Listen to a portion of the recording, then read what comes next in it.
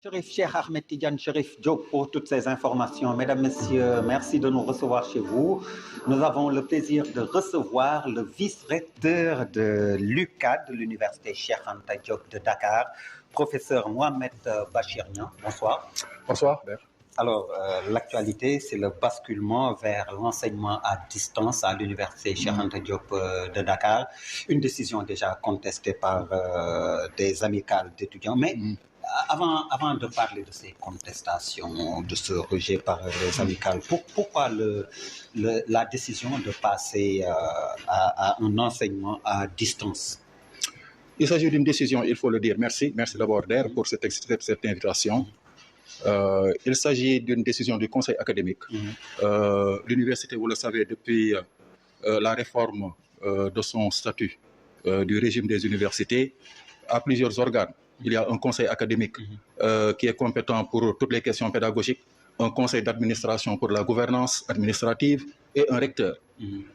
Cette question qui nous préoccupe avait une incidence importante sur le plan académique et c'est le conseil académique qui, je le rappelle aussi, rassemble l'ensemble des doyens de faculté, les directeurs des écoles et instituts ayant rang de faculté et les directeurs et chefs d'établissement, soit plus d'une cinquantaine de membres, les représentants des étudiants.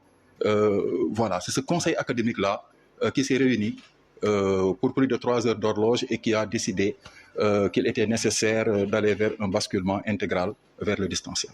Alors, votre réaction à la réaction, je vais dire, des amicales, on a suivi leur sortie médiatique, les représentants des étudiants. Il faut aller dans le sens d'une sensibilisation. Je pense qu'il peut être compréhensible que face à un basculement intégral vers le distanciel, qu'il puisse y avoir des ambiguïtés et qu'il puisse y avoir des obscurités. Ces inquiétudes des étudiants, nous les comprenons, mais nous allons dans le sens d'expliquer que le distanciel était la solution la plus idoine pour permettre, pour remettre en selle une certaine équité sociale, permettre à tous les étudiants du Sénégal de pouvoir terminer leur année, éviter le scénario d'une année blanche ou d'une session unique. Puisqu'on avait 2 options fondamentales, le conseil académique avait 2 options fondamentales. La première, c'était d'attendre que les infrastructures soient remises en place. Or, vous savez, le saccage a été particulièrement important au niveau du COUD comme sur le campus pédagogique. La première option était d'attendre que tout soit en place pour redémarrer, ce qui nous aurait fait perdre 3, 4 ou 6 mois. On serait allé vers une année blanche ou une année invalidée. La deuxième option, c'était de redémarrer immédiatement les enseignements, mais sous une forme autre que la forme traditionnelle, ça veut dire la forme présentielle. Le conseil allait dans ce sens en décidant effectivement le basculement vers le distanciel. Alors, vous avez parlé d'équité sociale, moi je vais parler donc d'équité estudiantine, entre guillemets. Pour l'accessibilité, par exemple, au numérique, ça pose problème. Ce ne sont pas tous les étudiants qui sont connectés. Un peu moins de 10 millions. Oui, mais la connexion n'est pas gratuite. La connexion n'est pas gratuite, mais l'enseignement supérieur, les autorités au niveau de l'enseignement supérieur ont déjà fourni énormément d'efforts pour faciliter cette connectivité aux étudiants. Ce que l'on appelle le pass éducation est un instrument qui permet à un étudiant avec 100 francs de se connecter pendant tout un jour, d'avoir 100 mégaoctets, ce qui peut lui permettre de télécharger des cours sur une plateforme, de les conserver sur son smartphone, etc. Aujourd'hui, cette connectivité nécessite d'avoir un smartphone, une connectivité, et justement, comme vous le dites, certaines zones sont reculées, il y a des difficultés, mais le rectorat est en train de travailler avec des opérateurs de téléphonie. Quelque chose a été déjà fait dans ce sens, mais le rectorat est en train de remobiliser les contacts, la collaboration, le partenariat avec ces opérateurs pour faciliter davantage cet accès de nos étudiants à Internet. Alors, dites-moi, on va revenir un peu sur le terrain, ou on va retourner sur le terrain pour parler des archives, la question des archives qui ont été brûlées. Comment est-ce que vous allez faire face? Il faut dire qu'il y a eu plus de peur que de mal et il y a eu plus de désinformation que d'information. Le rectorat de l'Université Cheikh Anta Diop de Dakar, monsieur le recteur, a tenu à informer la communauté nationale sur la réalité des faits. Pour ce qui est des, pour ce qui est des archives, il y a très peu de pertes en réalité. Les archives ont connu un certain nombre de désagréments à la faculté de médecine et au niveau de la faculté de lettres. Oui. Mais dans les deux cas, les archives qui étaient concernées ne remettaient pas en cause la capacité de l'UCAD à attester l'authenticité des diplômes, à délivrer des attestations, des diplômes, etc. Ce sont des archives à la faculté de médecine qui concernaient un personnel qui est déjà à la retraite. Et pour la faculté de lettres précisément, c'était des archives concernant les inscriptions et pas des archives concernant l'itinéraire académique des étudiants. Ça veut dire que l'UCAD est encore en mesure, y compris à la faculté de lettres, de retracer cet itinéraire pédagogique, académique des anciens étudiants depuis 1957. Donc, il y a eu beaucoup d'exagération de ce point de vue et ce communiqué de M. le recteur, je profite d'ailleurs pour en parler, avait justement pour objectif de remettre les choses en place en disant que aussi bien à la fac de lettres, à la FMPO, comme dans les autres établissements, l'Université Anta Diop est encore en mesure et de délivrer des attestations et des diplômes et d'authentifier les attestations et les diplômes dont il s'agit. Dans vos propos, j'ai noté les saccages sur le campus social et pédagogique. Cela pose également le problème de l'accessibilité sur ces sites-là, mais également de la présence des forces de l'ordre à l'intérieur de l'université Cheikh Anta Diop de Dakar. Il y a eu beaucoup d'efforts sur l'accessibilité. Vous savez, il y a encore quelques années, l'université était un passoire où les gens entraient, sortaient, les vaches se promenaient. Vous voyez, tous ceux qui ont visité l'université ces derniers temps se sont rendus compte quand même de la transformation physique de l'université. Ça a posé un véritable problème de sécurité. Ça a posé un véritable problème de sécurité. Des enseignants ont été agressés par des malades mentaux, etc. Mais après ce qui s'est passé aussi, on n'est pas plus rassuré, hein?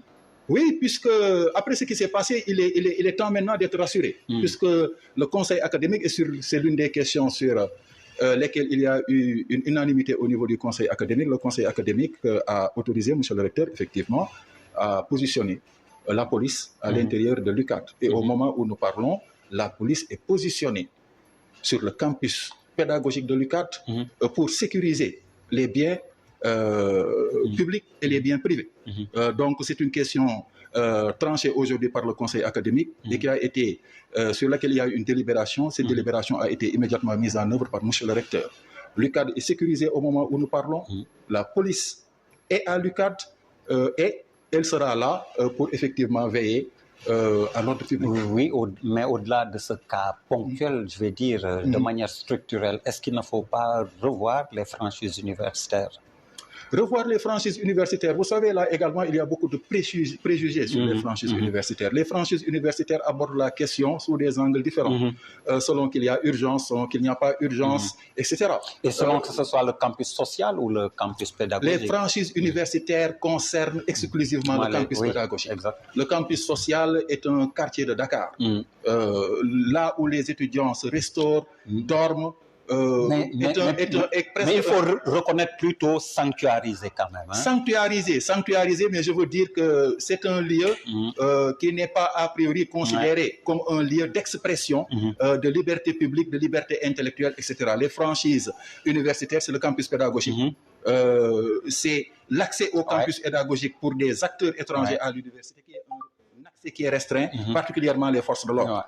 Mais n'oublions pas qu'en cas d'extrême urgence, les forces de l'ordre peuvent accéder, y compris au campus pédagogique, sans réquisition du recteur.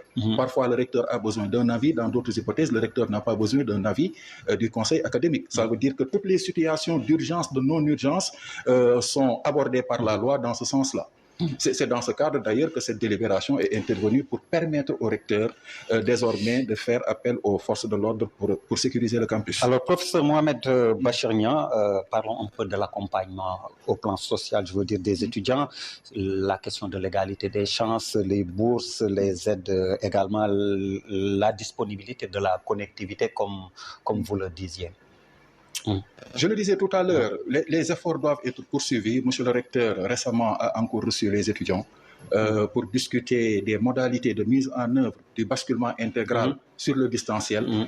Des efforts ont déjà été accomplis depuis longtemps Je vous parlais tout à l'heure de cette modalité qui est négociée par le ministère de l'Enseignement supérieur avec les opérateurs téléphoniques depuis très longtemps, ce qu'on appelle le pass éducation, qui est en réalité une connexion Internet spécifique aux étudiants, qui bénéficie à certains étudiants pour l'instant, mais qu'il faut rapidement étendre à tout le monde, et qui permet aux étudiants d'avoir une connexion par jour pour 100 francs, 200 francs, 300 francs, 400 francs, pouvant aller jusqu'à 5 gigas pour toute une nuit. Pour le mode d'enseignement à distance qui nous attend, cette connectivité sera importante, cette forme de connectivité, puisqu'il ne s'agit pas d'aller dans le distanciel synchrone, qui permet un direct et un échange entre l'apprenant et son enseignant, mais il s'agit d'aller vers ce que l'on appelle l'asynchrone. L'asynchrone, ça veut dire que l'étudiant se connecte, il télécharge un certain nombre de ressources pédagogiques, il pose des questions, l'enseignant répond à ces questions, les questions auxquelles l'enseignant répond, tous les autres étudiants vont en profiter. Cela permet à l'étudiant de se connecter quand il veut, où il veut, de télécharger ce qu'il veut, de lire le cours, de poser des questions sur un forum avec d'autres étudiants et de profiter et des questions des autres et des réponses des autres. C'est la formule peut-être la plus idoine vers laquelle il faut nous diriger, puisque lorsqu'on parle de distanciel, la plupart des gens pensent à des cours en ligne. Il ne s'agit pas pour nos enseignants désormais de venir à 8 heures, de brancher leur ordinateur, de convoquer les étudiants, de faire un cours en ligne. Non, nos plateformes ne peuvent pas supporter ça. À tout moment, à l'université, il y a 100, 200 ou 300 cours simultanément. Aucune plateforme au monde ne peut supporter ça. Dans les établissements à taille réduite, il est possible de continuer comme ça.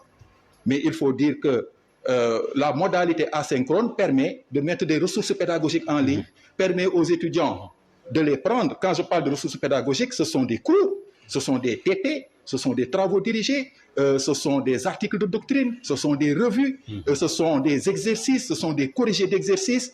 L'étudiant se connecte, il les récupère et il pose des questions, etc.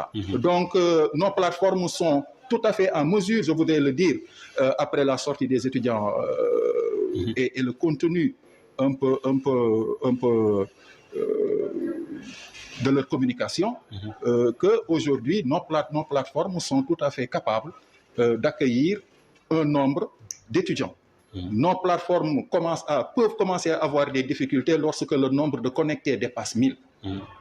Dépasse 1000. Mais il faut savoir que l'UCAD aujourd'hui est en mesure de multiplier le nombre de plateformes. 30, 40, 100, 200 plateformes. Il faudra que les établissements aillent dans le sens d'installer des cohortes de 200, de 100, de 300, etc. etc. Et cela ne pose problème que lorsqu'il y a, encore une fois, un enseignement à distance synchrone. Mais lorsque c'est un enseignement à distance asynchrone, la connectivité est une connectivité qui n'est pas directe et qui n'est pas simultanée. Et il y a, encore une fois, beaucoup moins de problèmes. Mais les établissements, je voudrais terminer, les établissements disposent d'une certaine autonomie dans la mise en œuvre de la délibération. Le conseil académique a voulu poser un principe, une règle. Et donner des orientations. C'est que ce principe, c'est qu'il y a un basculement sur le distanciel. Il appartient à chaque établissement selon ses spécificités, ses particularités, selon que ce sont de gros effectifs. De mettre en œuvre la modalité, la directive. Voilà, de manière générale, il y a plusieurs types d'enseignement à distance. Le bilan des étudiants arrêtés dans ces événements, vous l'avez? Je ne peux pas vous dire le bilan des étudiants arrêtés, de combien il s'agit. Il y a des personnes qui ont été arrêtées, qui ont un statut d'étudiant au moment où nous parlons. Des personnes ont été identifiées, qui n'ont pas la qualité d'étudiant. L'Université Cheikh Anta Diop de Dakar a une palette de sanctions, a des procédures qui lui sont internes, ce sont des procédures disciplinaires, dont les sanctions visent très souvent à exclure l'intéressé des établissements d'enseignement supérieur. Il y a d'autres procédures qui sont des procédures judiciaires. Vous avez parlé d'individus qui n'ont pas de statut d'étudiant, appréhendés au sein de l'université. Mais l'Université Anta Diop a un système de de sécurité informatique particulièrement avancé. C'est un système visible et un système invisible. Ils sont au nombre de combien? Bon, écoutez, il y en a beaucoup. Il y en a beaucoup qui ont été identifiés. C'est l'enquête des forces de défense et de sécurité qui... Au-delà même vous, au sein de l'université. Les deux. Il s'agit d'abord des investigations menées par les agents de l'université, la direction de l'information et des systèmes informatiques, ce qu'on appelle la DISI, qui, à partir des captations faites par ces systèmes de surveillance, a pu identifier un certain nombre d'individus. Il s'agit également, lorsque ces éléments, ces captations ont été transmis à d'autres organes de l'État, des autres organes de sécurité, qui ont aidé l'université en termes de reconnaissance faciale à identifier d'autres individus. Il y a des étudiants, il y a des non-étudiants qui ont été identifiés pour ce qui concerne les événements douloureux que nous avons vécus le 1er juin. Vous avez pu faire un bilan des dégâts? Pas encore. Jusqu'à présent. L'état est en train d'être fait. Il faut un état exhaustif. Mais vous savez, il y a des préjudices publics qui ont été subis, des préjudices privés qui ont été subis dans plusieurs établissements. Mais très bientôt, on pourra avoir une estimation chiffrée de ce qui a été perdu en termes d'estimation. Merci beaucoup, professeur.